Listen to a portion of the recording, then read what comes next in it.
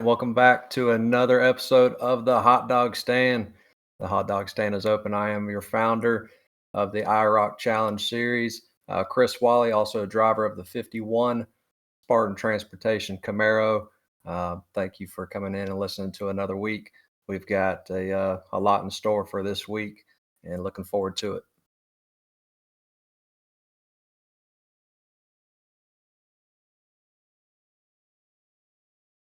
Neil.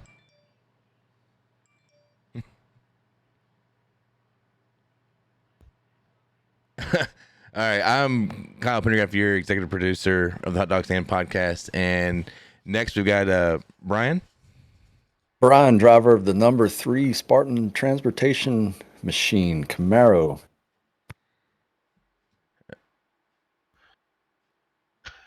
Neil Quick, number 2 Spartan Logistics. I have no idea, but I hope you guys can hear me. But I'm doing the best I can. I don't know what's going on, but Brian McCann, like always, is a cheater. You pulled the plug somewhere. And then we've got special guest Will Kimmel with us today.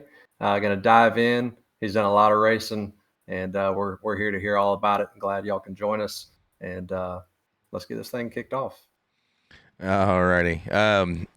So we're going to go ahead and give us a shout out to our presenting sponsor, Spartan Logistics.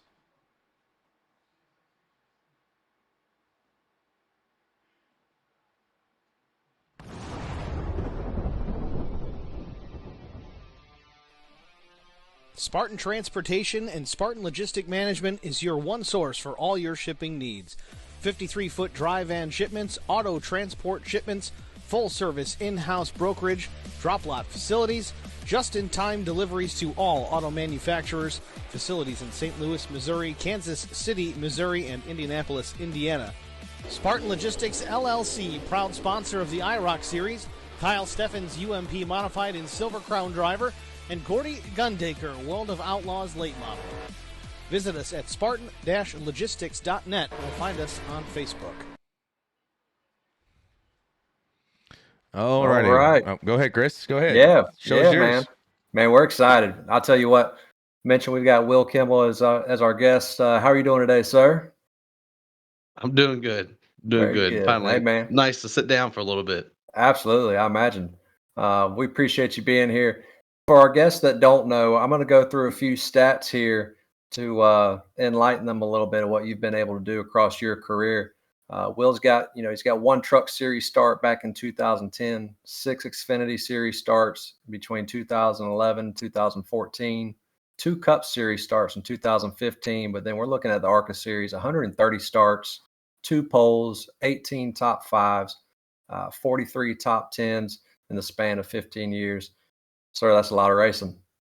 Yeah, yeah, it's tough when you got a starting park, and then those starting parks translate into actual starts. So it kind of skews your stats a little bit. But early on, man, that's how we had to get going. Absolutely, you got to get that ball rolling. Everybody gets kind of started somewhere on that deal. I'll tell you what, even a starting park, that's doing a lot more than the majority, and a lot of us wish we could be out there. So we're pleased to have you, man. It's been a pleasure getting to hear about you and finally getting to chat with you. Is going to be a special episode today. Yeah, I appreciate y'all having me on for sure.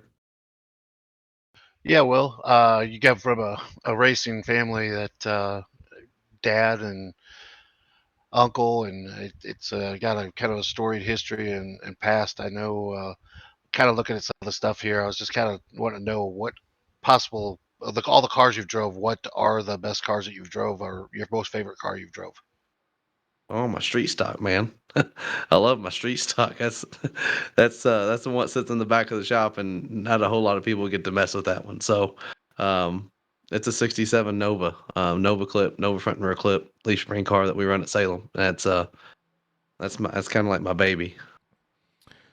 So, and just kind of enlighten the people listening. So Salem is a local, and it's a legendary track, and a lot of the NASCAR series drivers, a lot of your big time drivers started there, or not started there, but went through Salem. So it's a big Yep. place for here. Will is actually me and him are very local to each other, just a town apart from each other. So we share a lot of compassion for the same track. Yeah, yeah, for sure. You actually had to go Winchester, Salem, or Dayton. You had to go race in one of those three back in the 60s, maybe early 70s, to get approved to run the Indianapolis 500. So there's a lot of history with Salem for sure. Yeah, I imagine there's some big names came through there that people probably don't even realize that are going to the tracks weekly. Just the history behind some of these tracks that we've been hearing about from our guests, and some that you're enlightening us with right there. I mean, that's something I didn't even know, that was Right. kind of that triangle of getting you into the big show there. That's pretty special. Yeah, for sure. Yeah, my grandpa was. I don't know the number for sure, but he was one of so many people that went over the wall at Salem in his sprint car in 63, 64. I want to say. Dad killed me because I don't know the date, but he was one of the only ones to go over the wall at Salem and then live to tell about it, because they were when they went out, people were dying, obviously, because there was no cage. They barely had seatbelts. Yeah, absolutely, absolutely. In regards, I've seen some of the video of the street stock, man, and that really is kind of some cool racing. And I know, being friends with some of the other drivers, they brought that up. My question is, on the street stocks. I mean, how many times do you guys run a year? I know I see the Salem deal. Is there other venues like that? I know that 200 lapper, and I mean, it brings out some great drivers. I mean, even Schrader has talked about it and stuff. hmm Yeah, the thing with Salem, it's hard to run Salem week in and week out because it's so hard on your equipment. It's hard on motors because you're wide open for so long. You can't run used tires week in and week out, because even if you run 20 or 30 laps at Salem, your tires are shot. There's nothing left. It's a real high load track. 33 degrees of banking. My street stock, we run we're right at 124 mile an hour entering one. And that's on an 8-inch Comanche with stock suspension, stock brakes, and most of us make between 550 to low 600 horsepower. So it's a lot to put down, and a lot to hang on to, and 200 laps is a lot for that car. Yeah, I've seen you guys, and those cars are kind of amazing. That they're truly a stock car. I mean, that's basically what I see out of it. Stock car. Yeah. They Go ahead. Passing Oh, tech might sorry. be Go ahead. another. Go ahead. No, passing tech might be another issue, huh? There. No, that's the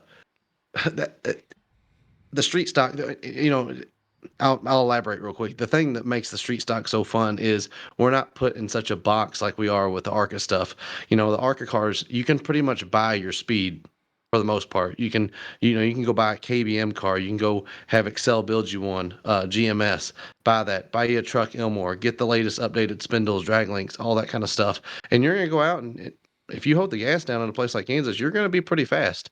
The street stocks, they're not like that. We can kind of work in the gray area. We can build our own lower A frames. We can move these things around and kind of find that speed. And it's a lot of fun for me. Yeah, it's interesting hearing you say that. I mean, it's really kind of neat to hear about a little bit of that. I mean, some of the guests we've had on the past and talking about the cars and what you guys do, it's kind of intriguing to us, all of us, to hear that part of it. So, but yeah, the ARCA car, I can definitely see the differences between it. But I'm gonna tell you, looking and watching some of the highlights of those street stocks, the action's just as good. Yeah, when you have to build the car and then take it to the racetrack and then you race it, and you know what work goes into that car, it changes the way you race around other people. And you all kind of try to take care of each other because nobody wants to wreck. So, when you race against guys like Hudson and Chucky, and then Schrader comes in because Schrader understands how that racing works, we all kind of give a car in an inch, and we race really hard, and it makes really, really good racing. And it's a lot of fun. Yeah, getting back to you real quick, just a quick thing. I know, talking to Schrader, Schrader built one of those, and we were just talking a little bit about this, a little bit carrying over from Salem and the street stock, but you guys were at DuQuoin for the ARCA deal. And I know he just got done building that Sportsman. I think he ran it up at Springfield on the dirt. and didn't have a whole lot of luck. But I had to laugh about this because I've been to a shop and this thing come out of the cobwebs not too long ago, and he put it back together just to have another car to run up there. Yeah, I told him, I was like, you must be liking my cars quite a bit because it's red and black with a white number. So that car It he is. run was oh yeah, it's really I'm really partial to it. I was like, man, that's the best looking car you've had, Kenny. Um, but I think that was a Bullet chassis car, and Bullet was built actually on the way to Salem from where we're at. In Indiana. So that was pretty cool to see that car come back out. And last year at Springfield, they couldn't handle no part of that car when he ran it there. Yeah, he said that. He said that they put it together and it would do anything besides go straight. Yeah. Well, that's good. Keep him busy. Yeah, kind of some of those neat stories.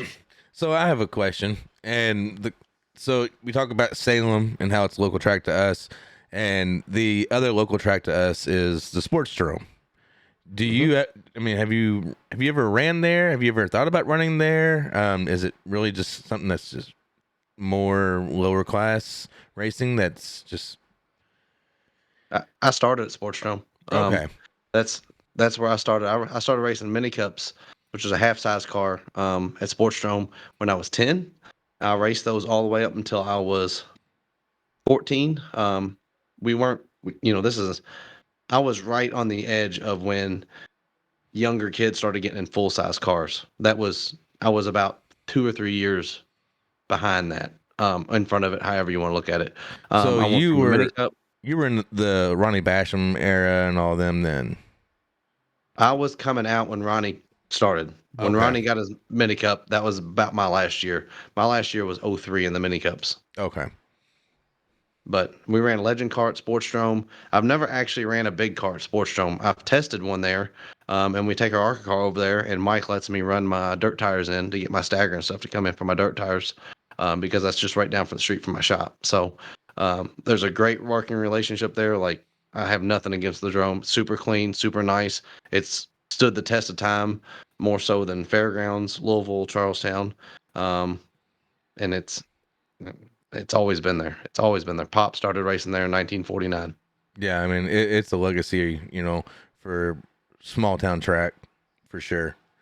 But getting back on topic here, I want to ask you, can you tell me about, your career from like when you first turned your first lap till current day, any family members you've got that's, into racing, just kind of like give us just a little 411 on, growing up in the racing life. So the first time I raced was big wheels for Steamboat Days. Being from Indiana, you know what that is, right? Yeah, or Jeffersonville. Yes, I do. Yeah. So I started racing big wheels from 3 to 8, and Dad was taping my tires up and putting stagger in my big wheel with tape on the tires. Oh yeah, yeah. It was one lap, and yellow 5 and yellow Gatorade makes me go. Like that's, it's like nitrous. So it was like, here's your yellow Gatorade, Will, go. And that was how I started. That was what I started in. Went from big wheels to RC cars when I was 8 to 10 years old. 10 years old, jumped in mini cup, and then 10 to 14. We had a lot of success with the mini cups. The last year I ran it, we toured with the MMRA. We toured all the time with MMRA from 2000 to 03. But we were 21 for 23 on racing that year. And the 2 races I lost, we were second and fourth. And we were racing all around Lake Erie, Rockford, Anderson, Carthage, Tennessee, which was a 24-degree bank, quarter-mile track. The wall actually lifted up, and that's how you exited the track. And our mini cups were in the 12 seconds there as a quarter-mile track. And for reference, we're in like the 16s for Sportstrom. So it's 4 seconds faster and the same size because of the bank. It was unreal place. But we did a lot of touring with them. I stopped. I went legend car racing. I struggled in legend cars. I struggled coming out of a mini cup because it was half size and you sit in the middle. Everything's relatively close. Struggle with judgment, struggle with the wheels, struggled with everything as a 15-year-old. We got the legend car lined out the next year and was pretty decent. Like, we went and tested and we were really fast. They offered us money for it. I sold it, and I went straight from a legend car to a street super stock at Salem, which is actually faster than our street stocks, but the division's not there anymore. Ran a year in super stocks, went to late models, won the championship in the late model the second year, won my first race in the late model the first time I was in it at Salem. I believe we are the youngest to win a feature at Salem in a late model, and then I'm the youngest champion at Salem in a late model. And then from '07, it got rough. And it got rough because Frank and Dad split from Larry. They started their own deal right there in '08 and '09. My racing kind of took a back seat into what we were doing with Dad and Frank because they needed to focus and get their ARCA deal rolling. So '09 come, '08 was, we had no sponsor forward backed Frank. And then '09, they started the Menards deal, and that helped. But then my racing was very sporadic as far as 2 or 3 ARCA races, starting, parking, trying to get points for our numbers and stay on the gold plan and A plan to try to make this deal work. And then I've actually not run a full season until I went 2019 in the street stock at Salem. We won the championship in 19. We ran a full season there, and from there it's been, maybe 4, 5, 6 races a year. ARCA, what else? Street stock, pretty much whatever. I'm not real picky, just as long as it's a Gotcha. race car.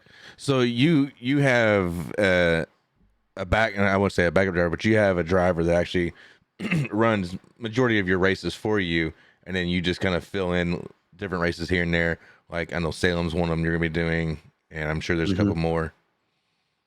Yeah, so that you're talking about Scott Melton. Yeah. And Scott's been a blessing for Kimmel Racing, absolutely 110%. He has allowed us to update. It's all his equipment, and we take care of it. So the cars that you see at the racetrack with the white and blue 69, those are his cars. And we take them to the racetrack. We maintain them at the shop, and he just shows up with his uniform bag. Super guy. All he wants to do is go and race and have a good time and finish the race and learn and try to make himself better and develop as much as he can. But he just started racing when he was 58, so he come into it late in the game. But he's a very smart man, and he understands where he's at, and that's half the battle. So with that happening, Scott allows us to run the street stock, keep the street stock in good shape, and keep my ARCA cars up to date, and just kind of he's allowed us to make our stuff better because we can buy newer stuff for him, and then we see where we're missing at, and we can kind of fill in the gaps from there. And we made a large jump with our equipment since 2019 with some of our runs and stuff. I mean, this year at Chicago or Charlotte, after his Talladega wreck, he put me in the car for 2 races. We finished 6th at Kansas, and we were running 5th at Charlotte. And we had a really good shot to run well up inside the top 5, blew right front tire. So making leaps and bounds. But yes, Scott is the one that runs, I don't know, 6, 8 races a year with us. Okay. And so I guess my next question would be is with you running, basically a part-time position in the 69 car, what more do you do outside of the car that doesn't necessarily pertain to getting in the seat and driving? Well, I don't mean to, me and one other guy are hired in the shop. That's it. It's me and Zach, and then Dad pretty much runs the office. If I need it, if we're in trouble, then I'll make him come out and we'll go. But me and Zach do everything. Everything. That's why I can talk about what's going on at the front of the cars. That's Zach's a mechanical engineer from Purdue. And with what I know about race cars, we found middle ground to work on, and it works really well because he can explain the geometry and stuff and tells me what this angle is doing and load and all that. But we do everything from it's easier for me to just tell you what I don't do. I don't build the cars. I don't put the bodies on. I don't build the motors. That's it. Okay. That's the only things we don't do at the shop. Other than that, fabricate, seat mounts, mounting a motor. The 20 car that runs Salem is coming in. I'm doing setup work on it on the plate. That'll be Wednesday. So everything. It's a race shop. Yeah, that it is. I've definitely watched some videos of it, and I drive by it every day. It seems like, and I see it, but I've never driven up there to it, and I'd like to, definitely come take a look at that and just, take in the scenery. Yeah, the worst thing to do is wiring. That takes entirely too much patience, which is probably why I was so bad getting on here, because I don't have the patience to get on the computer and figure all this stuff out. I don't want nothing to do with it. And it's like I got a wire, so I had to figure it out, but not a fan. I hear you. All right, Brian, I think you had a question, didn't you? Yeah, so that was an amazing history of your career there, especially starting with the big wheels and working your way up. So my question is, from your earliest days from the big wheels until now, what was your favorite race and why? Oof. Oh man, that's a good one. So immediately what comes to mind is 2010 Polar Bear 150. We were down there running the street stocks at Rockingham. There was 50 of us, which was the Frank Kimmel Street Stock Nationals. Kurt Busch was in the race. Um, JD Fry, who is the car chief on Chase Briscoe's Cup car now, he was actually running Dale Jr.'s Camaro as a 78 Camaro, and I was running a 78 Nova, and then Kurt Busch was actually driving Frank's car, which Frank had built through Circle Track Magazine, and we led 147 to 150 laps. Kurt led the other three, and that was a huge win. We were fastest in practice, fast time, and won the race. That was big. Halloween race was last year. We won the Halloween 200, which was 10,000 to win at Salem. That was huge. That's where they started us 3 wide. And then this year we won the firecracker race, and I subbed for a guy, and he got out at 100. I got in at 100. They put me to the tail. The catch is you can't change but only one tire. So you got these 8-inch treaded tires. They're gone in 10 laps. They're falling off. I mean, they're going away hard. It's like if you guys sim race, right? That's what I've gathered. Okay, so when you go to Rockingham, your tire fall off is crazy. So that's You're what giving Salem does. you're giving Chris Wallace. Oh, you're cutting out, Neil. Yeah, Sorry, that's guys. what's in the background here is our race from Rockingham last week. Okay. So So does yeah. it fall off? Does it fall off bad there? Oh, it's terrible. Oh yeah. Oh yeah. Okay, so that's essentially what we go through at Salem. I mean, it's very close. We just don't have the shale in the pavement like Rockingham. Rockingham's got full blown seashells sticking out of the pavement there. But anyway, we have to run 200 laps. You get one tire to put on at 100, and then you run the rest of 200 laps on 3 tires, and you get a new one, which really doesn't do anything for you because you've been riding around trying to save the other 3, and you get the one new one on, and you basically put it on the right rear because everybody's trying to lean on the right rear here. And we started 18th, took the lead with 2 to go. We won the race. So those 3 races are well above the rest of them. Yeah, it sounds definitely like some pretty wild racing there. I'll have to go back and look at that 3 wide start. I haven't seen that one, so that's one for me to go do some homework on. You're sitting there listening to the one tire rule. You're just trying to Yeah, implement I'm this like, in our man, series, man. how can we do this with the series? Start, only change one tire, start 3 wide, invert the field, send McCann to It the makes back. you That'd be a it challenge. makes you earn it. It makes you earn it for sure. I mean, it's we had 47 cars last year at the Halloween race, and we come to green 3 wide. I started 12th, which was 3rd or 4th row inside, and I wasn't real pleased about that because there's just nowhere to go. Oh, I bet. I bet. How wide is the track there? You would ask me, 4 cars, four So cars it's top to tight. bottom is, yeah. I mean, you got, yeah. There's like I said, the street stock guys. This is nothing new for them. I mean, that's all the Halloween races are started 3 wide. But you got to be smart. I mean, you just got to. You can't. Nobody can get going really in the first 3 or 4 laps. You know, I mean, Right. Spread them out and unless then you're the get leader. racing. Yeah, yeah. You got to. There's a lot of give and take there. It's really cool to see though. Oh, I imagine.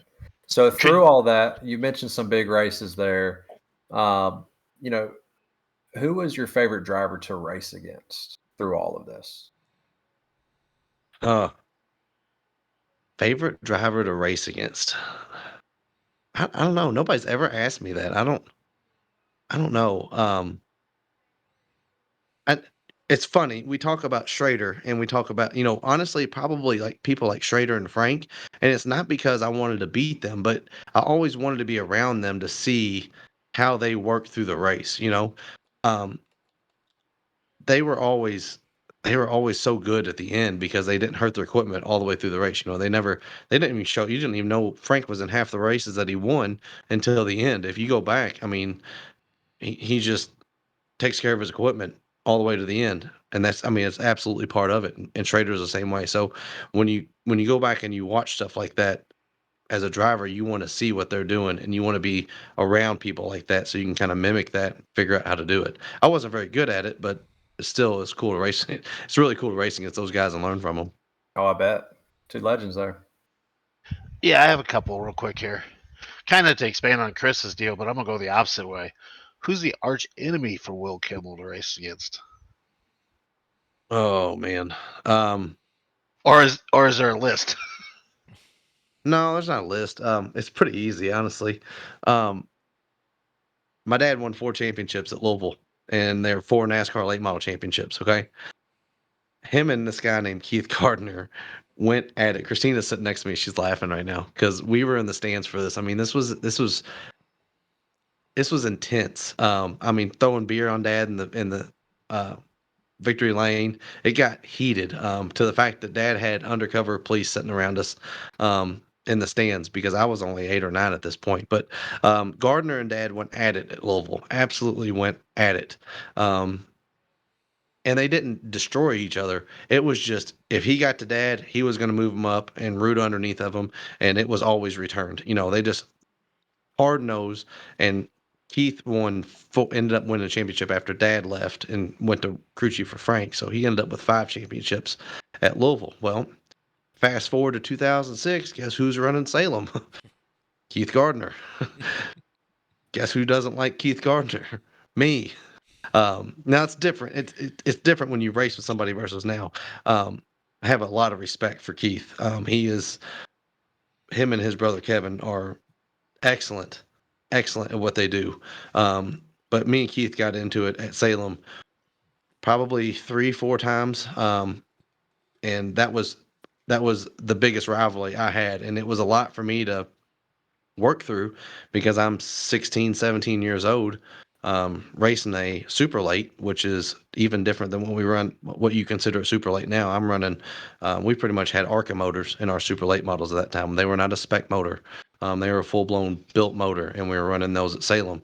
So I'm trying to figure out how to do all that. We won the first race out in 06, so I put a huge target on my back. And then we come back in 07, we won again, and then we won the championship. And I had to out qualify him and finish right behind him in the feature or beat him. And he won the feature and I finished second. And we won the championship by 1 or 2 points that year. So a lot of history there, a lot of emotion.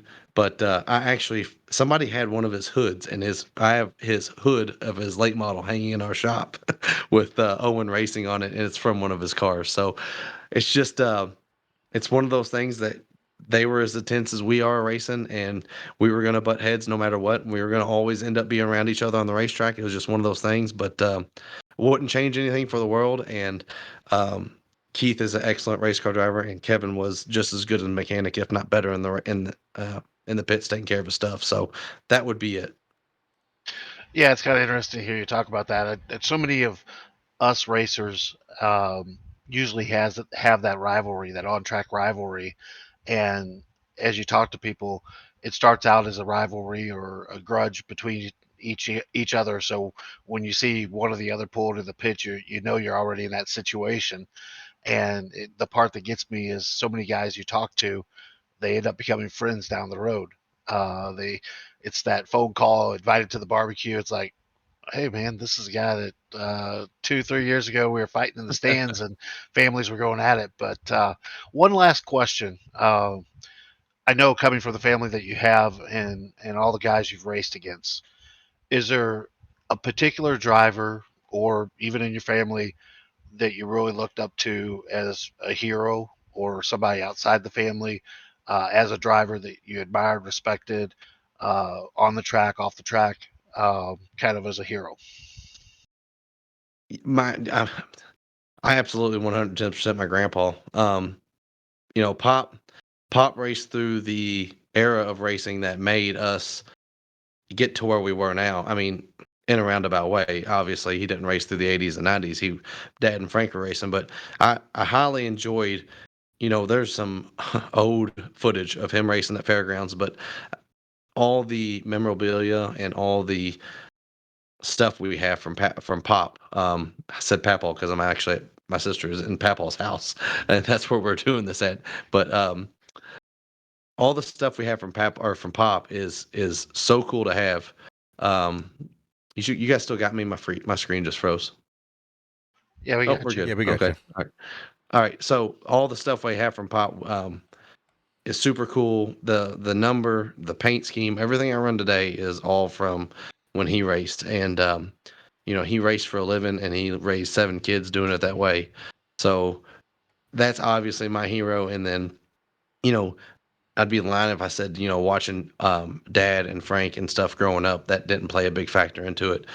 Even after everything that happened between Dad and Frank, it's the fact of the matter is, you know, I wouldn't be like I am if it wasn't for both of them, and try to play, you know, factor both their styles of driving in because they were stark opposites in the race car.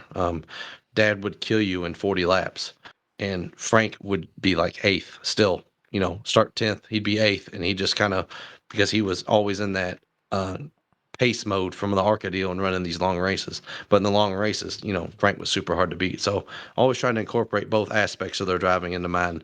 But you know, Pop's definitely at the top of that list for sure. Very cool. Very cool. So, let's go back down memory lane just a little bit here, and we had briefly touched on this before we even started recording here. Can you go ahead and just tell us like what you saw, what you thought, the moment that you knew that you were in for trouble at Mobile? And I'll for the viewers here, I'll play a little video of what we're talking about here. So this starts. This was one of the first really nice race cars that we got our hands on from Robbie Gordon. We bought this thing. It was a Camping World car. Man, the body was all tricked out on it. The tail section's all moved over. It's just all looks like a banana. You know, flat right sides, a steel body car, not like composite stuff we have now. And we were good. We were like fourth fastest in practice, running fourth in the race. Come to green. They had just put restrictor plates on us. So this is a key little detail here. They just put restrictor plates on us, and we can only turn 8,000. So it takes all the wind out of the motor. I mean, there's just nothing. Like, you know, we go from running 790, 800 to the wheel, and now our motors are making 660 at the wheel. You know, they took all this power away. So you, to compensate for that, you drive in the turn deeper, especially on a restart. You know, you're coming from second gear off of 4. You're not going to be at full speed going into 1. The whole field drives in deeper, especially at this level of racing. Like everybody's going to drive in deeper. So I was on the outside. I wanted to try to get third, maybe second, depending on how the outside went. So I drove off into 1, and I drive all the way down into 1, and I'm what feels like almost in the middle of the turn. And when I come off the gas, my heart just stopped. I was like, oh no. And I never had a wide open issue before. Never had a throttle stick. Never had anything like this happen. Um, People say, well, you should be lucky a wall wasn't there. I'd wished I'd hit a wall because I would still have a race car to work on. We could have put a front clip on it. It wouldn't have bent the right side rails. Um, the car took off. I immediately went to the brake. I didn't go to the clutch because I didn't want to blow the motor, which it actually didn't hurt the motor, but I didn't want to lose our motor. So I went to the brake, and then people are telling me, well, you should have reached up and shut the ignition off. No, my hands weren't coming off the wheel. I promise you that. Um, Went off the bank, went on the limiter. The car went up. It kind of nosed over from the nose weight. As it nosed over, it hit. It took a big tank slap, slapped the rear end down, and then it stood back up on its nose, kind of like on the right front headlight. And it was still going over towards these Jersey barriers. When I was in the car, the thing I remember was I was watching out the right side of the car, trying to look out the window because I was afraid I was going to hit on the floor pan, and the floor pan has nothing to support anything coming in. They're not made to hit on the bottom. It's sheet metal that's underneath your feet. And I was like, if I hit there, I'm in trouble because that's where my seat mounts. Everything's going to come up, and there's nothing I can do.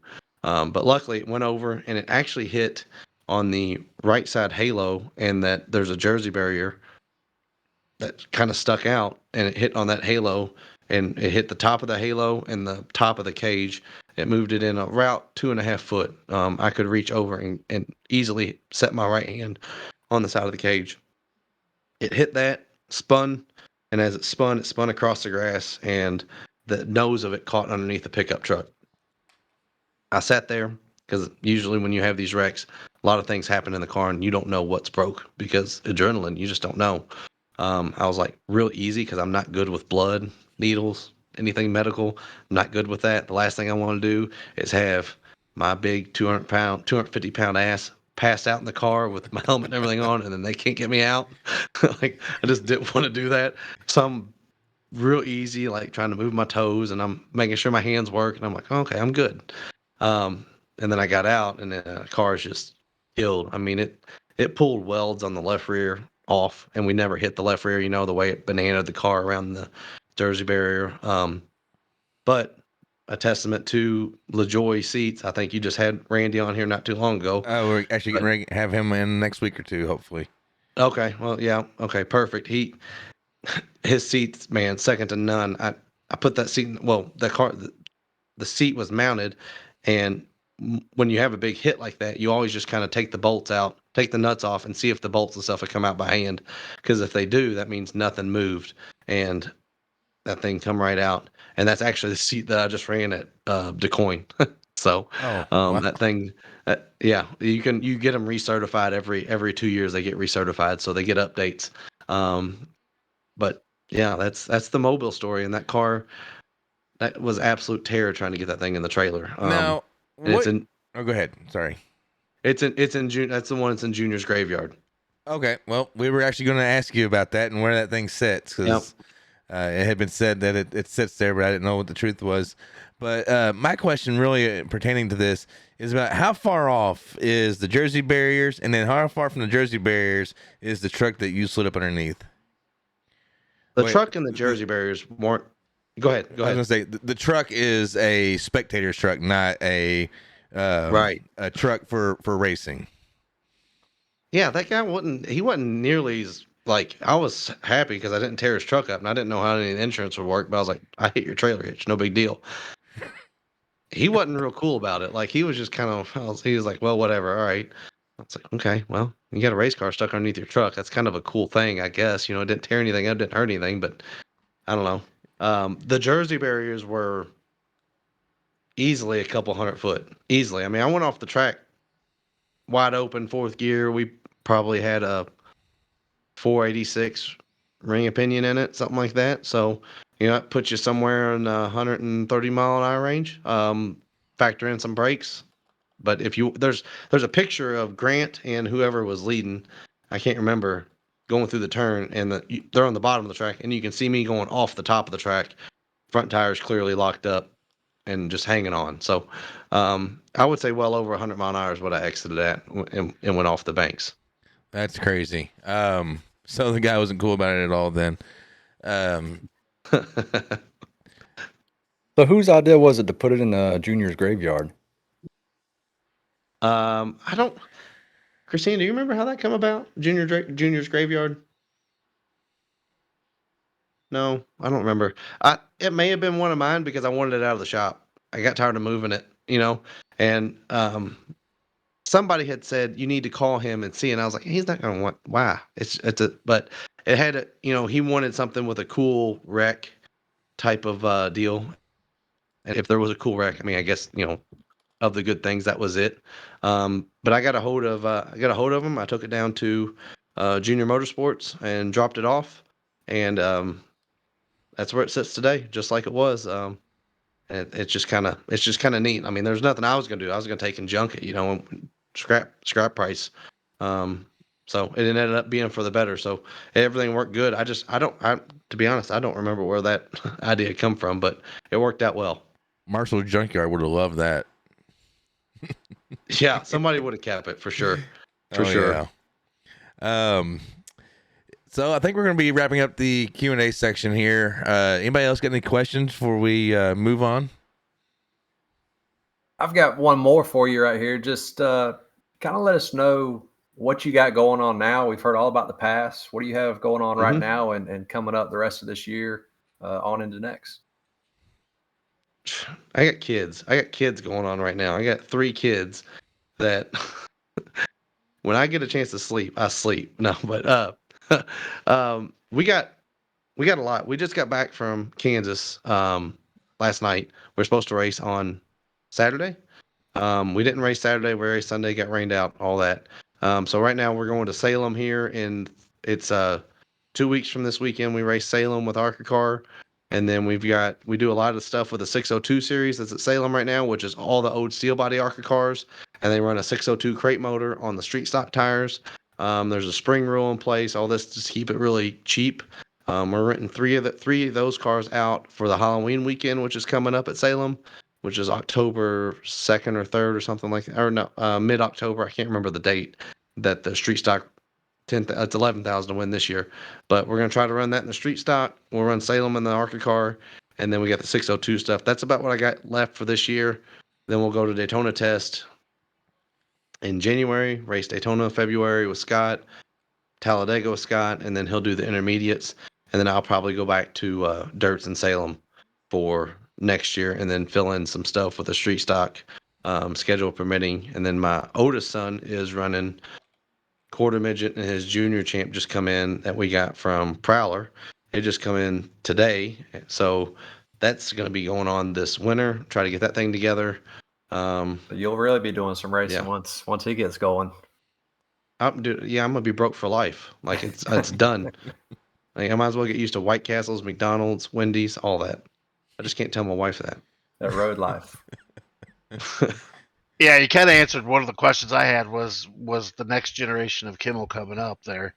To kind of tie into that, just a quick question. With us doing what we do for fun, doing iRacing, does your son, yourself, do you guys do a lot of sim racing or mess around with it? You're gonna laugh, man. You're gonna laugh when I tell you what we use.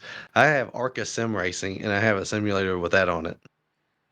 Really? That's awesome. Yep. How far back are we dating on that? Yeah, 09. Ooh. Yeah, it goes back to our kind of mine, Brian's NASCAR 4 and NASCAR 2003 days. Yeah. Oh man, NASCAR 4. That was good. That was a good one right there. I played a lot of that when I was in elementary school and early years. That was a lot of fun. Yeah, that kind of started it for me as kind of the carryover from, I guess, the console games. But you got NASCAR 4, and then it kind of carried over to 2003. And I look at it nowadays and kind of just turn back the clock and look at what we do now. It's like, holy cow. But man, I'm gonna tell you, one of the things that would be really cool would be to have Salem in the game. Chris is up there watching highlights from Rockingham and crabbing how much and bitching how much a rough and crazy track that is. Salem, you'd if you don't had hold a candle. Yeah, you would just jumping through the corners. Yeah, man. They paved 3 and 4, and 3 and 4 is fine. It's not bad, but 1 and 2 going into 1 and 2 right now, it's bad. And then they patched it. It stays together, but it's not the smoothest. So there's that. But no place better added some rumble strips there. Yeah. That's high speed rumble strips. Great, especially entry to turn. That's exactly where you need them. That place is absolutely crazy, and character wise, I know I do a lot of open wheel stuff with Brady Bacon and them guys that are up at Winchester, and the same kind of vibe and feel. You look at the tracks and they're almost like sister type venues, but man, they're just character rough and tumble and make great race car drivers, guys that come out of there.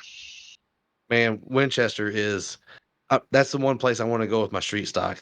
I haven't been there, and we've only went to like 1 or 2 other places with my street stock. Just time wise doesn't allow you to really get into it, but I was able to do a Hoosier tire test at Winchester, and Hoosier brought me 10 sets to test.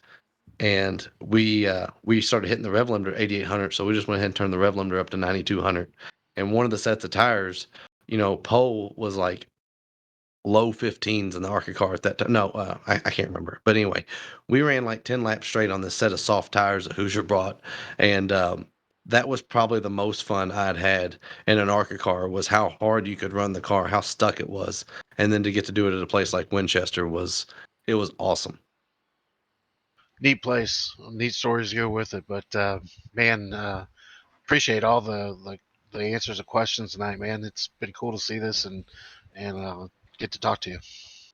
No, I appreciate it. I enjoy this. This is my life. So this is all we do. So it's cool to get to share and talk about it. All right. So Brian or Chris, y'all got anything to ask? Good, man. I appreciate the time. Appreciate you joining us today for all this. It's been awesome. Amazing hearing those stories. Thank you for that. No problem. Most Absolutely. definitely. So just to touch bases here, to let the listeners and viewers get up to date, we have created a new avenue for us, and we're going to get into the video documentary aspect of it, and we're going to start following around some race car drivers. My first one here will be Mr. Will Kimmel himself, and I'm going to actually be going to Salem with him for his ARCA race, and kind of just follow him around the camera and record and kind of, stand in the back, but yet still, try to get as much footage as I can, pre-race, during, opening laps of the race, throughout the race, post-race, and then I'll edit it and put out a video within a few weeks of recording. So look for that. It's going to be called Fastlane. So look for that to be coming out here in the next, I could say, we got 3 weeks till Salem, you said? So probably by the 1st of November, I should have a video released. But with that being said, I'm going to go ahead and send us over to our next sponsor, Sim Coaches. Thank you all very much. Let me take a minute to tell you about my experience using Sim Coaches pedals. I myself am a current owner of the Sim Coaches P1 pedal hydraulic pedals, and I have to say they have made my racing so much better and easier, and I highly recommend that you go and you check out these pedals and get a set for yourself as well. You'll find yourself able to get into the corner deeper, brake harder, exceed the limits that you normally would take. Don't take my word for it. Go check them out at simcoaches.com and use our promo code to get 5% off IROC at checkout, or visit simcoaches.com/IROC to receive your 5% off. Thank you.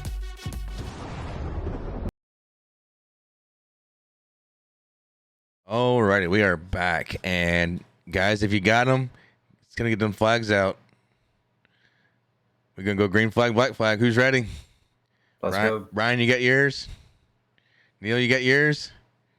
Yeah, they're here. They're just up there, and I haven't grabbed them yet. All right. So, for those of you who don't know what the green flag, black flag is, it is green flag, you agree with the statement or question. Black flag is, no, you don't agree with it. So you'll see us throw our flags up for whatever one we may decide here. Neil, I'm going to let you take over here and ask the questions, and we will join in. And Will, you're also allowed to join in and give your opinion as well. Take it away, Neil. Yeah. Thanks, Kyle. I'm gonna start off with question number one. I'm gonna throw this out, and I'm gonna kind of work my way around. I'll start with Brian McCann, go to Chris, Kyle, and then Will can chime in, and I'll throw in my last 2 cents here. But the first question I have: a high limit sprint car series, formed by Brad Sweet and Kyle Larson. Open wheel sprint car racing. Of course, you have the World of Outlaw series. You have the All Stars. Does sprint car racing need another series running midweek with all the series that are currently out there? All Stars, World of Outlaws. You have the big races up in PA, California. You have the ASCS National Series. Green flag or black flag? Brian McCann. Green flag. Racing is racing. If you can get guys on a track to run a race, let them run. Chris? Yeah, I'm gonna go green flag with that one too. To Brian's point there, gives guys opportunities, right? Opportunities to get on track, opportunities to be seen racing with a series that will have some support to it. So could springboard some of these guys up to some of the series that have been established for a while. Kyle. I'm gonna go Black Flag, guys. I'm sorry. I'm gonna go Black Flag on this one. I'm gonna stir it up a little bit. I know for me, as one, I'm still new to the dirt racing scene as a fan, and there's a lot of it everywhere. I can't keep up with it, and for there, to add another series to it, that's just another thing I gotta either go online and find, or go ahead and subscribe to Flow or whatever it may be, just to get the content to see what's going on. So another series not needed. I think you just need to join what's out there already, and maybe even condense what's out there into a couple smaller or a couple bigger ones, should I say, and make it a lot easier for me. Hey, Will, do you have a comment on this one? I'm gonna say green flag. I like when there's a difference in series that people can go and choose to run. I think it makes cars. It gives you car count, and it builds that car count in the series, in other series, as long as they stay off each other's schedules. I think that's a big key. But I definitely see where Kyle's coming from. I understand that completely. But yeah, I'm with it.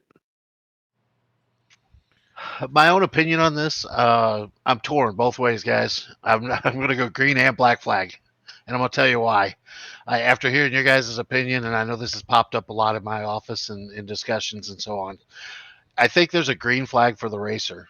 I think this is a great series for the racers to be able to. Dirt racing, you run into a situation you have a lot of rainouts, rescheduling, stuff like that. Um, the biggest problem I see possibly with this is other series is stepping in and saying, "Hey, you can't run this series midweek if you're a World of Outlaw Platinum member."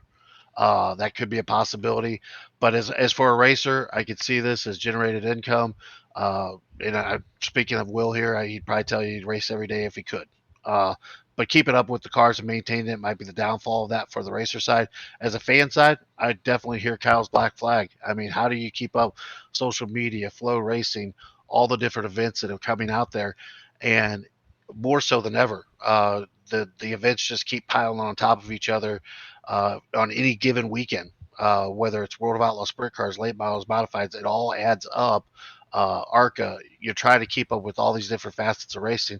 Just another series to keep up. So, kind of torn between both of them. I'm going to go green and black and make all you guys mad on this one. Okay. All right, TJ. On question number 2, we're going to go with the stock car one here. Changes in NASCAR, changes in the car, changes in venue, going street racing in Chicago, going back to Wilkesboro for the All-Star race. Is this the direction that NASCAR needs to go to grow the sport, guys? Brian, start it off.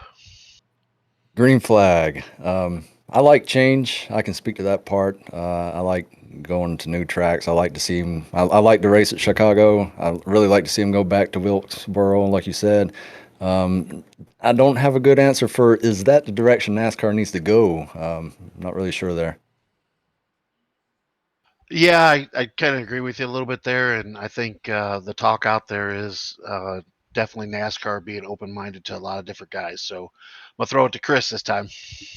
Yeah, so I'm gonna go green flag again. Now, had they not have brought North Wilkesboro back, I would not have been okay with it. Had they just said, "Oh, we're going to the street course at Chicago," we've got Chicagoland Speedway right down the road that's doing nothing.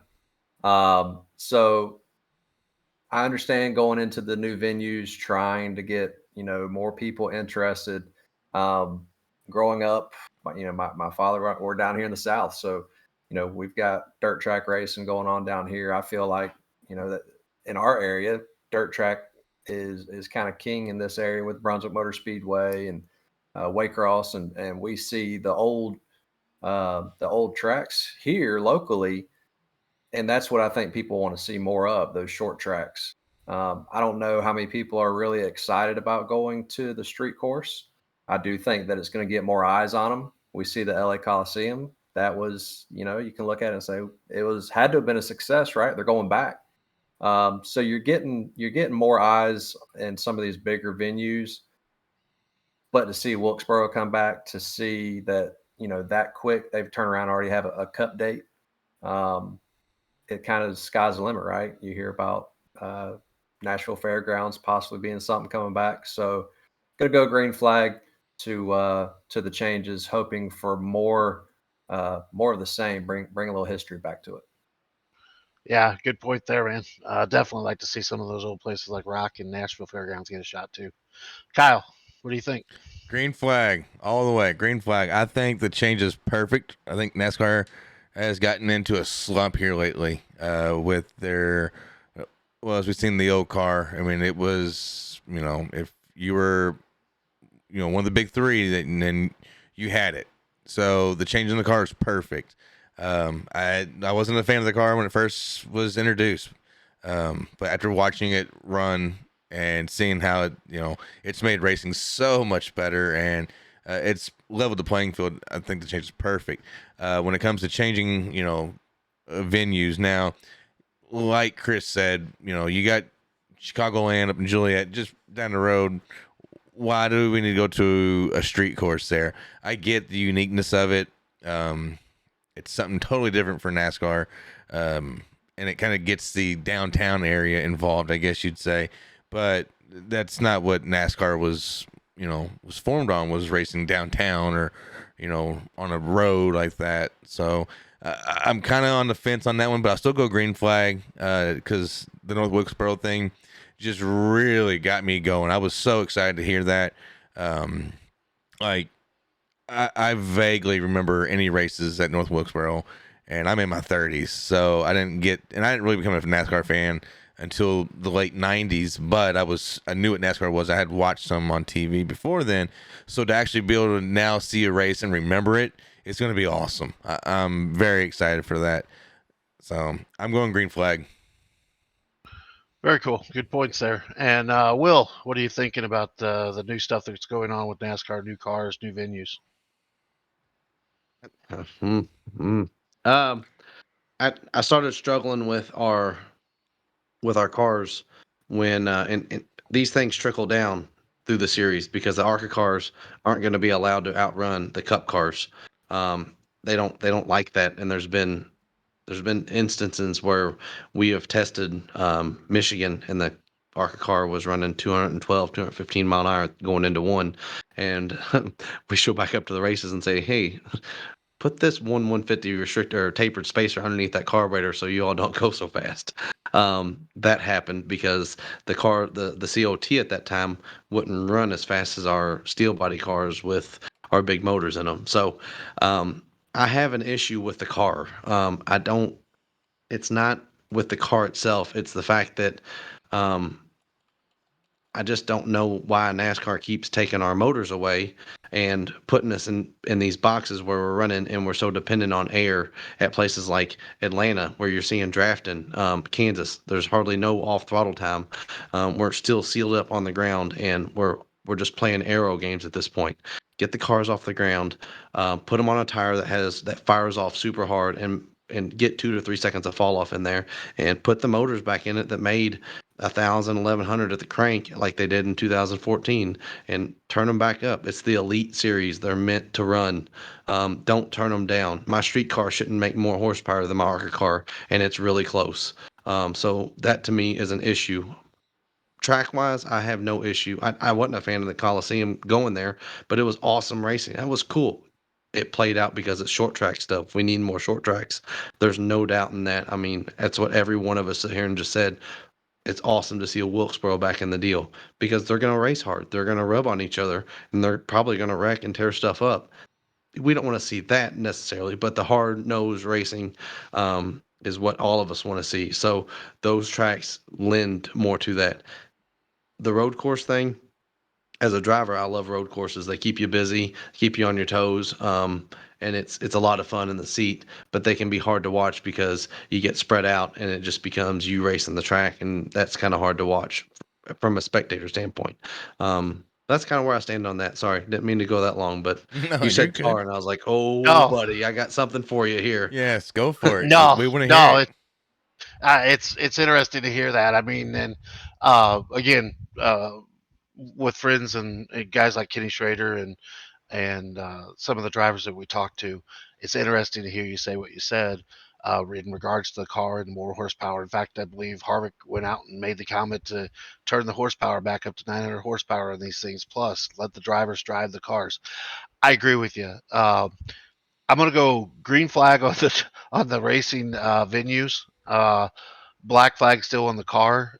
Yes, we've got 18 winners, and it's more competitive than it has been. But again, I still believe watching the racing that's going on, it can be better out there. Um, there are some complaints with the cars. I love the looks of the cars. I just wish they raced a little bit better, like you said, getting them all off the ground, letting the cars travel a little bit more, having a harder tire. We talk about these venues going back in Winchester and Salem and Rockingham and these tracks having these worn surfaces, and Wilkesboro's coming back for this single reason. They had a late model race there and put all these fans in there, and Junior brought it back. And look, we're going back to that. I'll get back on that here just in a second, but not to get too long winded here. I agree with you 100%. The venues, green flag, car, black flag. I would probably have to go 50-50 on this. One other thing, Will, next week they announced 15,000 at North Wilkesboro to run a street stock race during the week of the All-Star race. Are you there? What? What for the All-Star? Yeah, I'm going No, for the no, no. money. That's what we do. No. I'm not going for the All-Star race. I'm going for the street stock money. Yeah, absolutely. We're gonna load it up and you're Yeah, gonna go. just as long as it's not a 602 race with the Mass series has a good series, but that's we wanted to go run that, but they changed it to Mass rules, so you had to run a 602 and then you run a 10-inch tire. That's all I'm gonna say about it. But our street stocks pretty much run an open motor as far as it's cast iron heads, aluminum intake, and you get penalized if you run a 400 or a 410, and I run a 358. But that's neither here nor there. Yeah, they have open motor rules and keep us on a Comanche or whatever tire they want to put us on. Yeah, we'd be there. All right, I'm gonna jump to. Got two last quick questions here. Don't have to spend a whole lot of time on them, but question number 3: Dirt late model racing, World 100 this past weekend. Jonathan Davenport goes out and gets his 5th win in 7 years. Is JD's dominance of the big races this year and his dominance over the last couple of years hurting late model racing? Brian McCann. Not 100% sure, but if you're winning, you're winning. So I gotta go green flag on that. That would be an Earnhardt fan, of course. Chris Wally. Yeah, so as far as is he hurting the sport? Is it good for late model racing?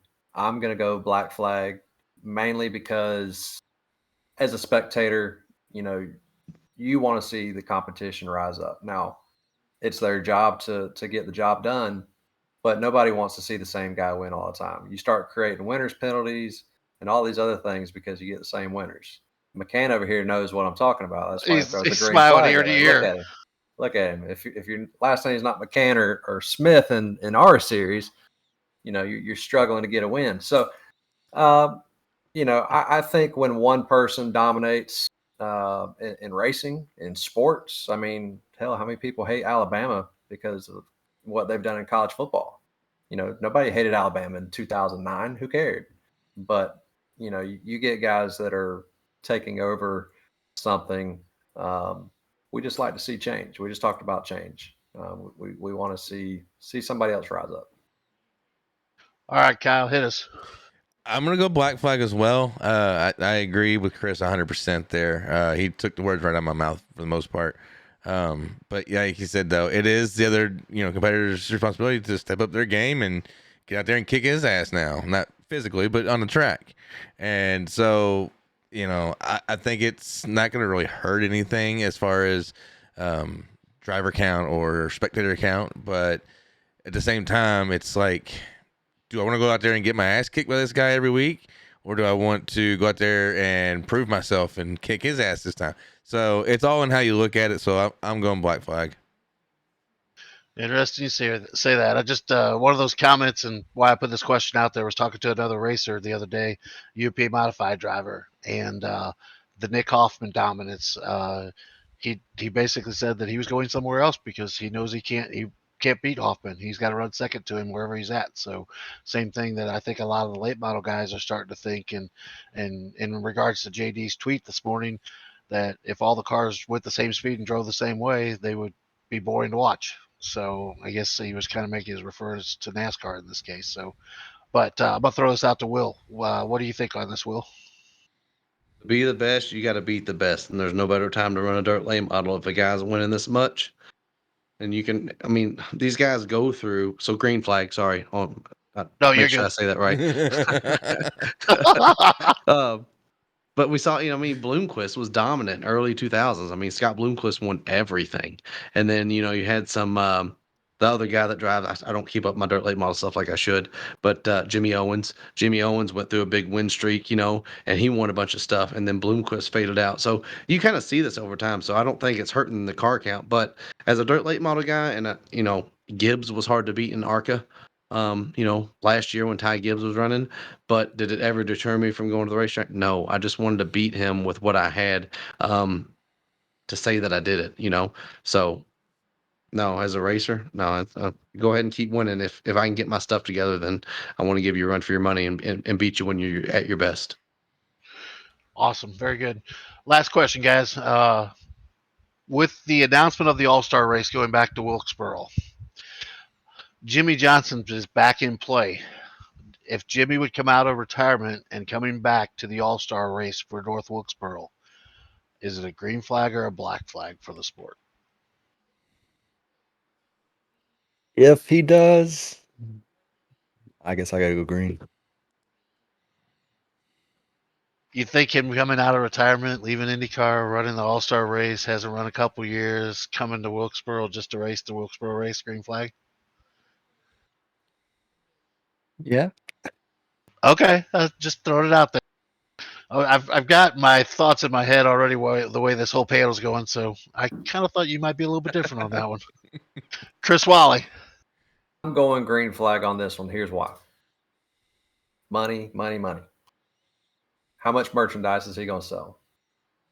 How much merchandise is NASCAR going to sell? How many tickets are they going to get? Just people that would love to see Jimmy one more time, right? Put Junior in a cup car and let him run one more race, and it's going to be huge. He ran in a late model race, and that place sold out. It'd have probably done it anyways with that deal. But, Jordan came out of retirement, blew up after that, right? So is it all money? No. Jimmy would probably love to actually just be a part of it because of the history of everything. But at the end of the day, it's a big business as well. And I think that that's going to set him up for the year on that one event. Yeah, I agree with you on all points there. Kyle. Green flag, guys. I mean, who doesn't want to see Jimmy Johnson back on a short track oval at North Wilkesboro in a cup car where he's been MIA for 2 years in retirement, and we see that his IndyCar seasons are struggling. So I think that one-off race at North Wilkesboro might just do Jimmy a little bit of good and confidence there, because I think he'd be a pretty dominant driver. Granted, given the lack of experience with the next gen car now, but I'm pretty sure he could adapt pretty easily. Yeah, I definitely agree with you. Hey, Will, what's your thought on this? Good for the fan base, good for media. I was a huge Jimmy Johnson fan. The way he carried himself, the way he handled himself through all the years of winning the championships and stuff, I don't think it's going to be in his favor to come back and run. These guys do it week in and week out. Junior ran the Xfinity race last year at Martinsville. If you listen to his interview after the race, he said, "I've been out for too long. This didn't go like I wanted it to. These guys are tough." And coming out of Junior Motorsports, they probably made sure his car was pretty good going into that race. Not taking any away from Jimmy Johnson. It's just that's not a car. This isn't the Gen 5 car that he was used to and accustomed to.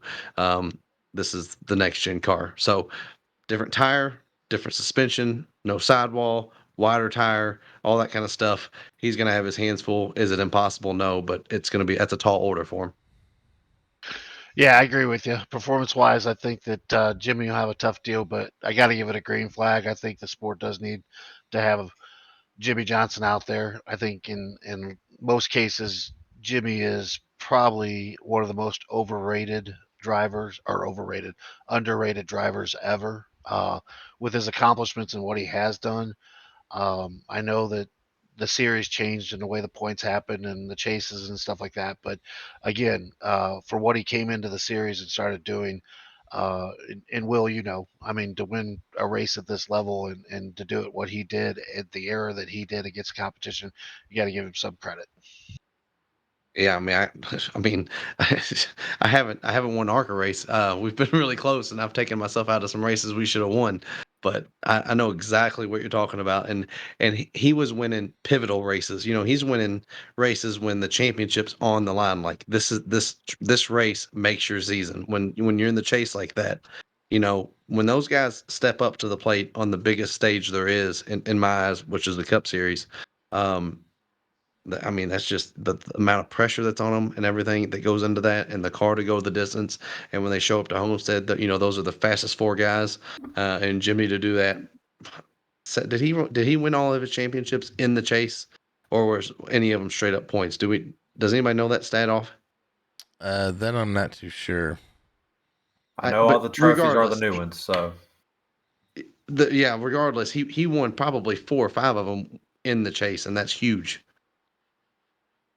Yeah, it's especially when just one bad race puts you out of it now. So, but yeah, definitely agree with you guys, and appreciate all the comments, all the questions to follow up. But yeah, I'm gonna throw it to the next segment here. Give it back to Kyle here. Alrighty. Well, we're going to take a small little break. We're going to hear from our other sponsor, R&R Racewear. Be back in just one moment. R&R Racewear, your source to all custom racewear apparel needs and home to iRacing apparel. Check it out today at rnrracewear.com.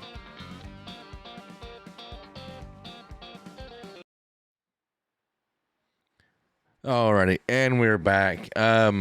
Before we get any deeper into our segments here, Chris, can you go ahead and tell us about this charity race that's coming up that is near and dear to all of us at IROC?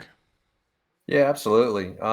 We've got our team member, series league member, Brandon Medford. They've got a big race coming up, supporting Ellie's Place and Zoe's Place.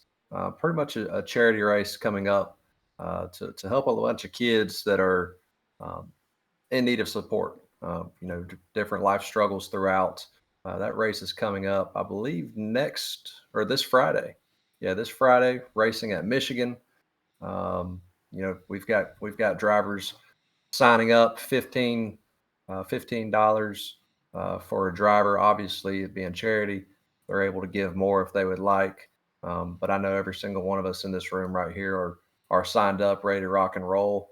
It'll be broadcasted there, and so we'll have a link to that page up on our website, so that way you can take a look at it. So if you go to the Hot Dog Stand podcast, we're going to have it up there after the podcast here, and then we'll also have it up on the IROC series page as well. So anybody that can come out and support, definitely do that.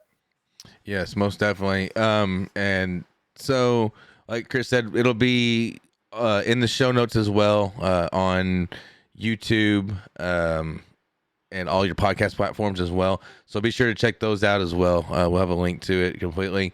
What else here? We've got actually Brandon Medford did post it in our fan talk section on Discord. So please be sure to check that out. If you are not a member of our Discord, please join our Discord. We would love to hear from our fans and interact with you all and get any topic ideas that you all might have that we can bring to the show as well.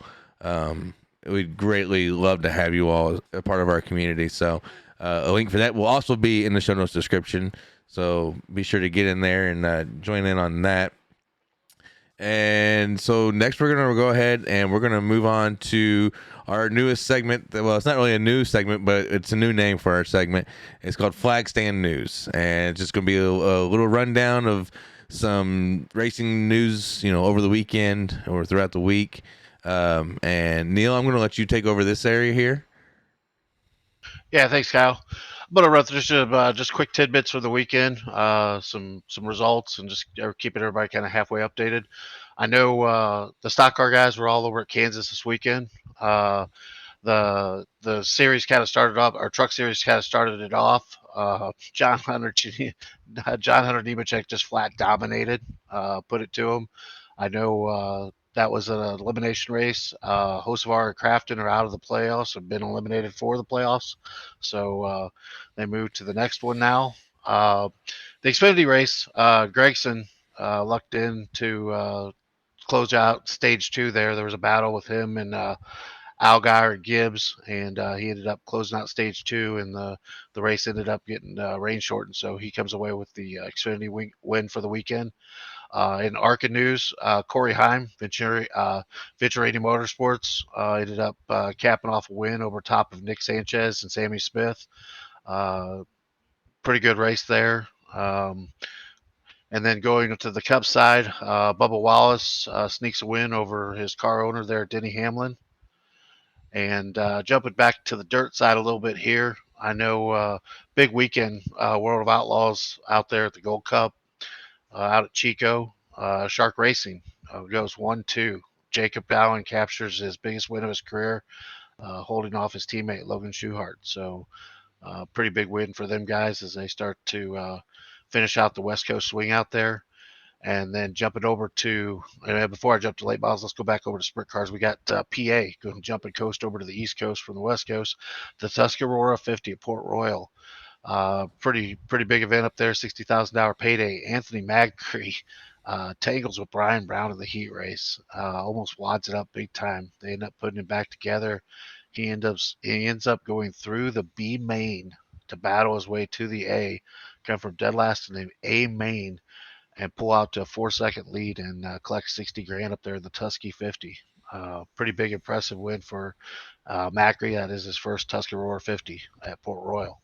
So big deal there. And then, of course, Davenport, JD continues his dominance, his reign over late model racing with the World 100 victory, his 5th in 7 years. Basically, good race there all the way up to probably the last 20 laps. Brandon Overton and Chris Madden followed him up there in 2nd and 3rd. So them guys head up to Knoxville for the Knoxville late model nationals. So kind of weekend wrap on results and what's going on there, guys. All right, thank you, Neil. I appreciate that. Chris and Brian, I'm going to let you all handle the IROC Challenge Series Season 5, Talladega race 5, and also race 6, Rockingham Thunder Valley. So if you want to kind of just give us a little rundown of how those 2 races went, and then we'll go on from there. I'll give the quick overview of how the race went, and then tell my side of some things there. So 2 weeks ago, we ran race 5 at Talladega. That was the midpoint race for the regular season for us. 100 laps at Talladega. We had 39 cars start the race. Ended up with 24 on the lead lap by the end of it. We saw 48 lead changes between 14 leaders. Only had 4 cautions for 13 laps. 2 of those cautions were stage breaks. So a lot of clean racing we've seen time and time again so far this season. Large numbers and some great racing. Stage 1, I actually ended up winning stage 1 of that race. Brian won stage 2. Brian's teammate was Tim Schofield. He was, racing to get his lead lap back.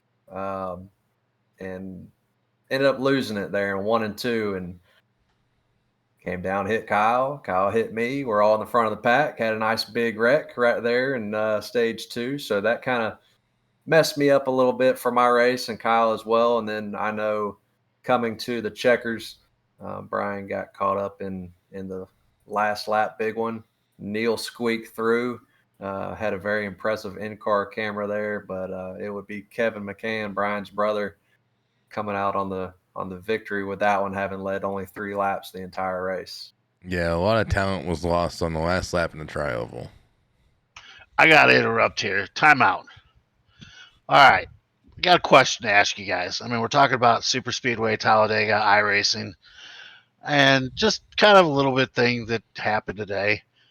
So, as an iRacer or as a racer in general, Super Speedway racing, is there skill or luck? What is the majority that it takes to be a good Super Speedway racer? And Chris is smiling. He knows the way I feel about Super Will's over Speedways. here grinning, ear to Yeah, ear. Strategy. I call it strategy. strategy. I mean, what strategy is there? It's called survival. I mean, I don't know if it. I mean, Will being in here at Super Speedway racing. I mean, you're just waiting to be hit, turned, flipped, spun. I mean, that's what it is. There's no strategy. It's survival. You have to look for the risk. Like if you see a bunch of cars ahead that are look like a windshield wipers, you got to avoid that. So that's part of the strategy I'm leading into. But then you also have to think about, are you mid pack? Maybe you want to drop back to the back, just follow in a draft, that sort of thing. Okay, I agree with you. Okay, so I'm watching this. I'm watching 2 squirrels bounce off of each other up there. So I'm checking out. I'm going to the back. Go out here and hang out. And the thing that happens though is those 2 guys crash. I'm hanging out in the back, and I still end up being a hood ornament for the guy that's 27 feet behind me because he decides he doesn't want to break either.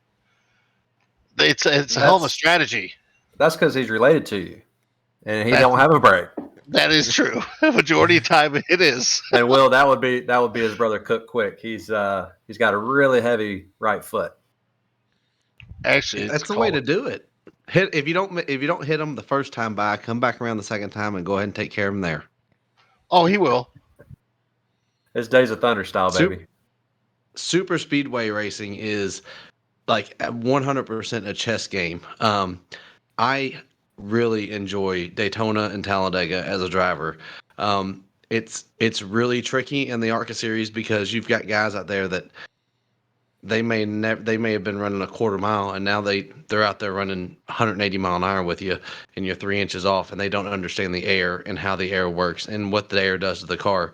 But as a driver, that I have a little bit of experience doing this. We've had really good cars. You talk about a big hit at Mobil. The hardest hit I've ever taken, 17 at Talladega. I destroyed the nicest car I ever had. It was a Chevy from Roush, yeah, right.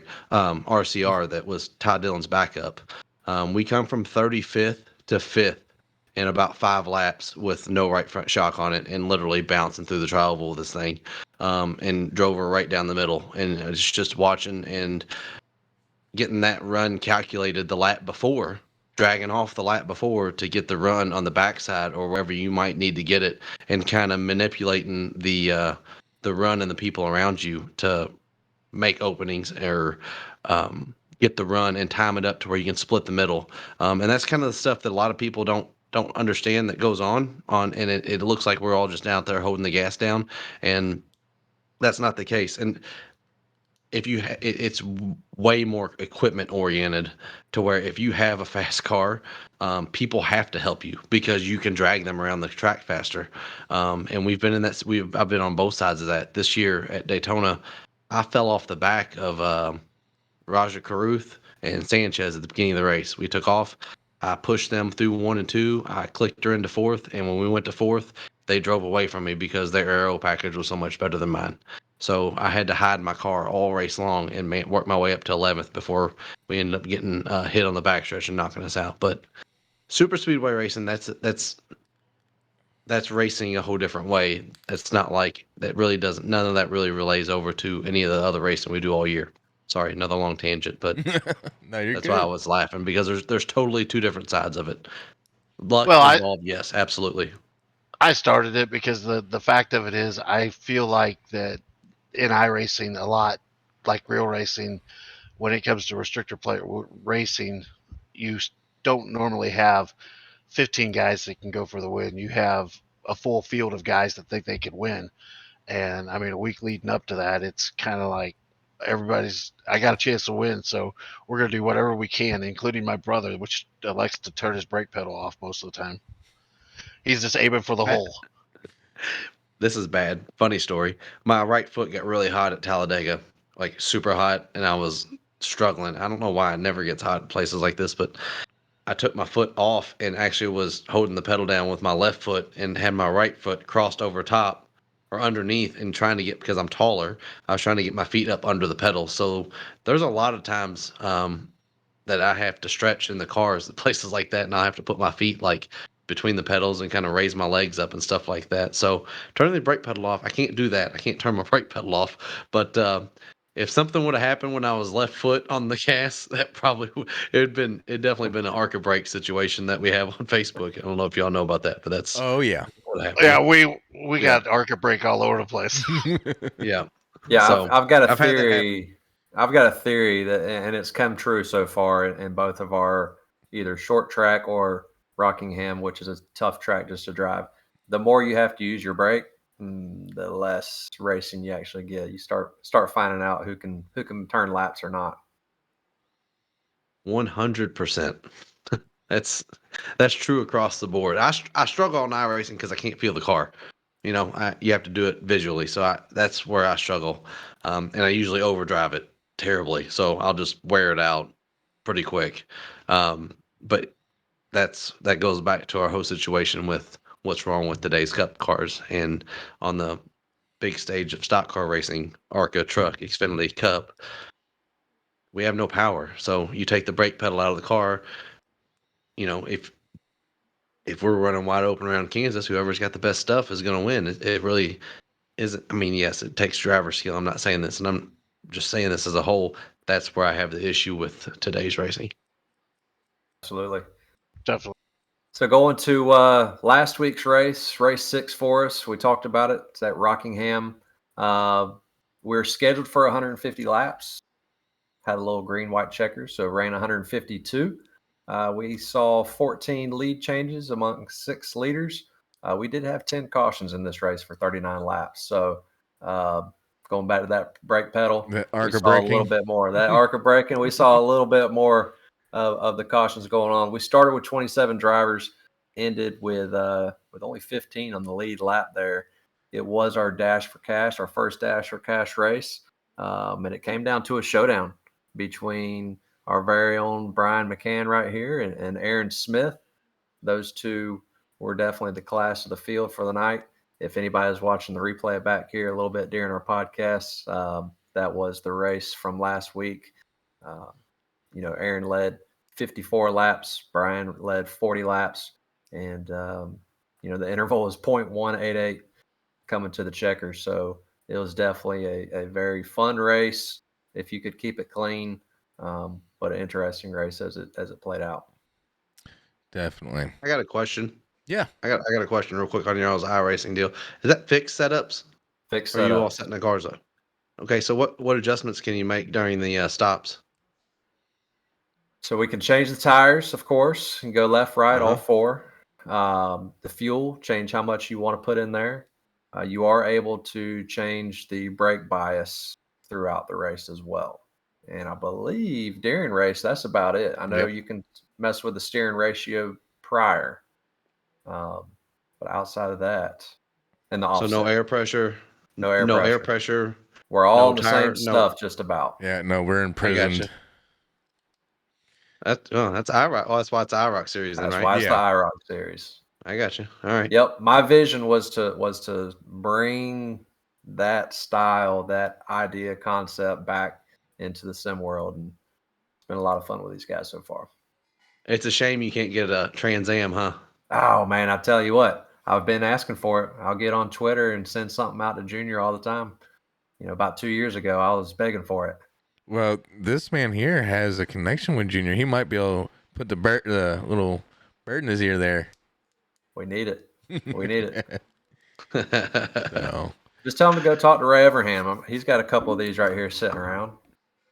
there you Yeah, go. Go scan that thing. There was a guy that was track daying one of the what they call the purple ones. I can't remember what they called. They called them all some different color, but it was the purple and white Crown Royal car that Mark Martin drove, and he had it. He had bought it from an auction, and it had the motor transmission. It still had an oval track transmission in it, and he's track daying it at New Jersey.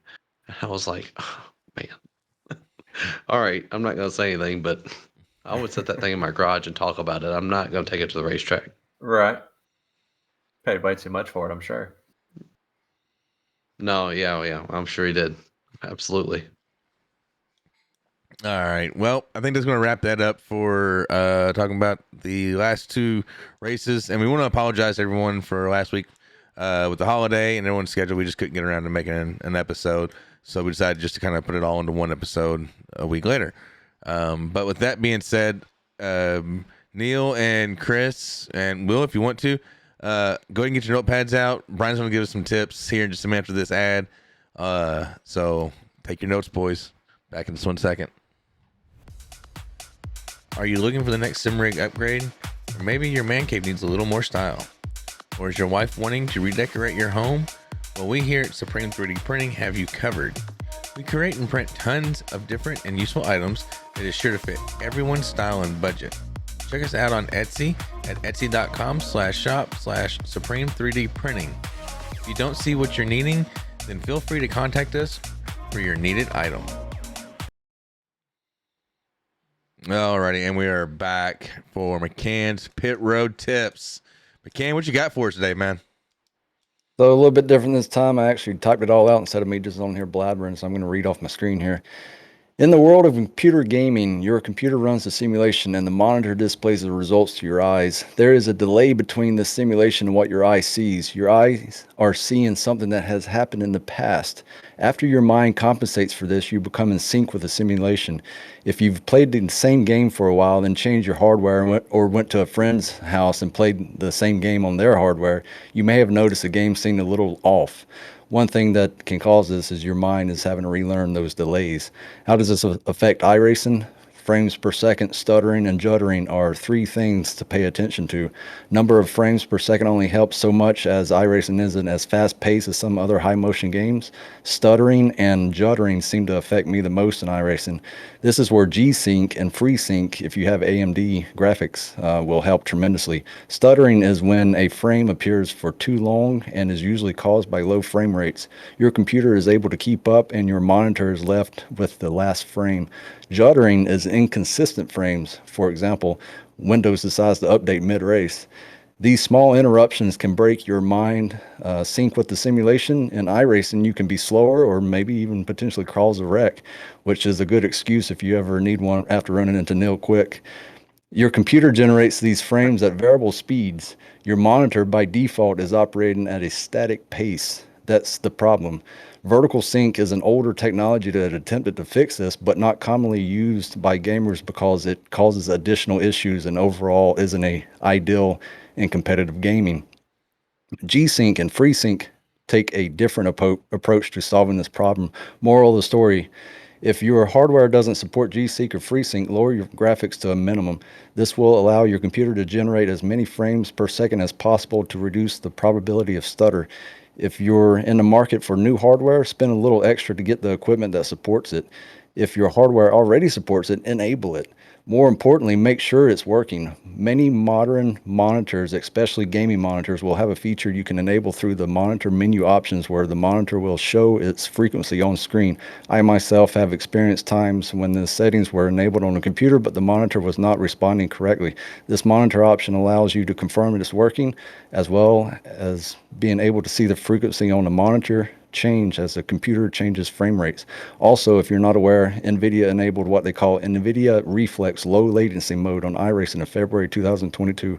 Go into your iRacing graphics option and enable it if you have a GTX 900 series or newer. All righty, Brian. Thank you for that story out of the McCann Bible. I appreciate that. So I dropped my pen like somewhere in the beginning. If you could go back through that so I could take notes. Put a screenshot up. Will's like, what in the world am I listening to? I gotta go. I'm still gonna call it the way it is, cheater. I'm trying to explain it.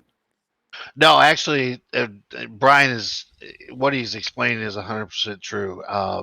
When Brian and Kevin started updating hardware and equipment, and they were very helpful with myself, I have FreeSync on my computer, and it made all the world in the difference, making it buttery smooth and keeping the stutter and the judders out.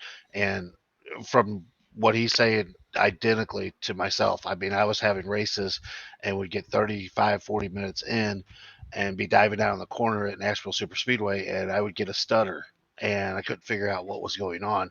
And after doing some of the stuff that he just said and he went through, it absolutely eliminated that, and it basically syncs everything up.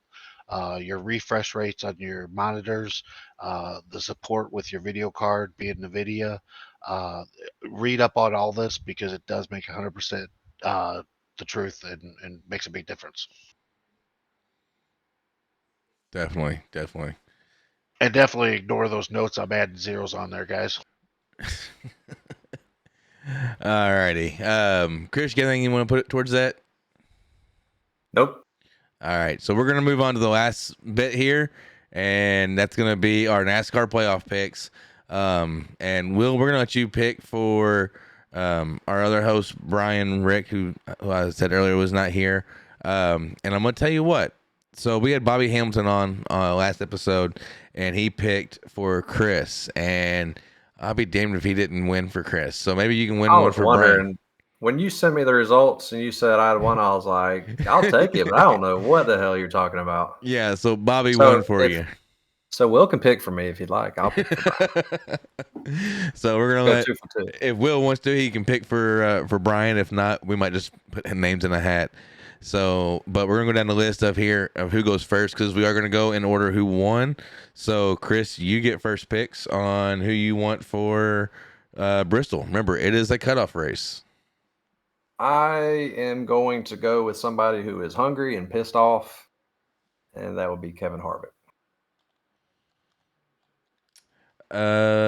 Okay. Yep, he's free for you to pick. All right, next on the list is Mr. Neil Quick. I'm going with Denny Hamlin. Oh, wait. I was wrong on this. I need Will to pick first because Brian won. I was reading off week 1. We're on going into week 3 now. Brian, so actually, Will, I want you to pick for Way Brian. to screw this up. Yeah, I really chopped the hell out of this one. All right. Come on. So you pick.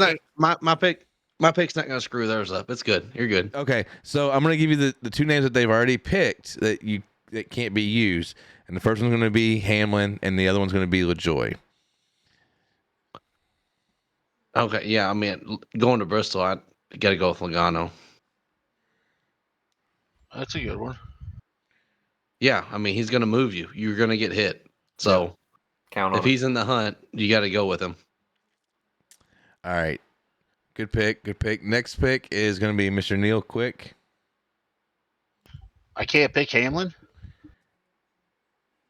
I mean, you can. He's on your list. All right, I'm taking Hamlin. All right, and then next would be me. So I'm going to go. I don't want to go big early, but I don't. Stroker ace all the way. So I'm actually going to pick. I think it's going to be. Oh, I hate to use him up now, but I'm going to go Elliott. I'm going to say he's moving on with a win at Bristol. All right, and then McCann. Suarez. You want Suarez? Okay. Let's see here. And then Chris, I'm guessing you still want Harvick? Still want Harvick. All right. See, McCann's working that strategy again. He's going to go ahead and take Suarez out of the picture now. So when the races really matter at the end, he's got some guys to choose from. All right. So I'm trying to get all this typed in here. So our picks are locked in. Suarez made it. Yeah, our picks are locked in for sure now, guys. So Everybody be sure to tune into the NASCAR race. It is Saturday night, correct? Hang on, I'm changing my pick. Oh, I kind of locked him in, but I'll give you one mulligan, being it's a cutoff race. Yeah, Brian threw me off. It's his fault. I'm going to take Reddick. Low redemption. Yeah, I think he's due. I hope he is. Well, I'll be there Saturday night, so I'm going to wear this shirt and take a banana peel, and if he's out front, I'll just throw it out there on the track for him. What did I do to you? I can't let you win. Take McCann's guy out. McCann's guy's going to be in the back. He's going to take himself out. You're this the is one that strategy won. by McCann. This is strategy. He's trying That's to why get rid of that guy early. That's why he's good at the restrictor plate races. Listen, I told you. Race 1 of Season 2. Will, you'll like this. Real quick story before then. Race 1, Season 2. It's the last time I had a freaking victory in my own league. Past Brian, last lap, there was a wreck on turn 3. He's already thinking points. He just let me pull out and pass him for the win because he wasn't going to wreck and lose just a few points. Race 1, first race ever in the league, he's thinking points. Then he goes on to win the championship. Maybe that's why I don't win, because I would have wrecked you. What are you laughing about, Kyle?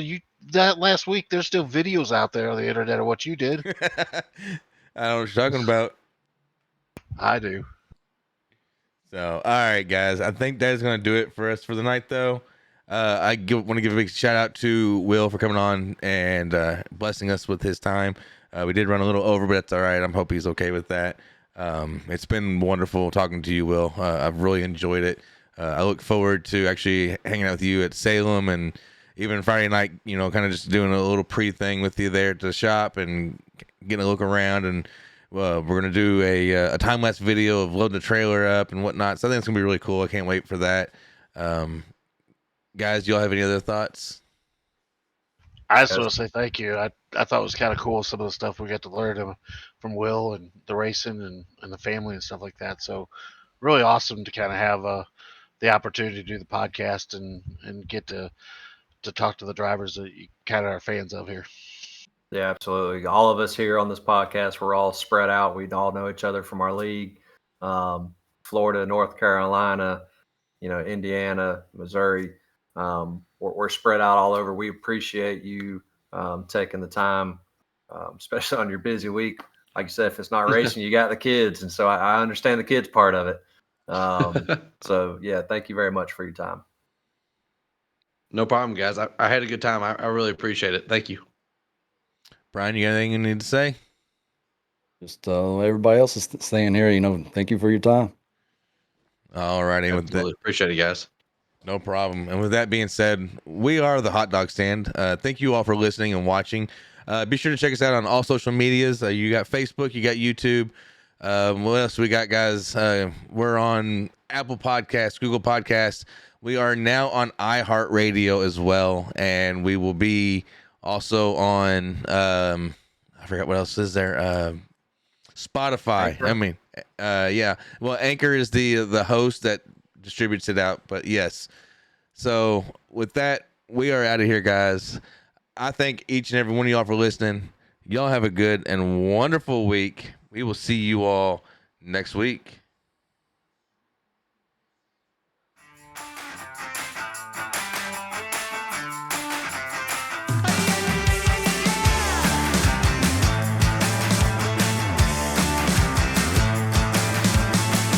Get up on your feet, this is a shakedown. Order up that beat just like it's takeout. Show me you got soul inside those new shoes, and you can rock it.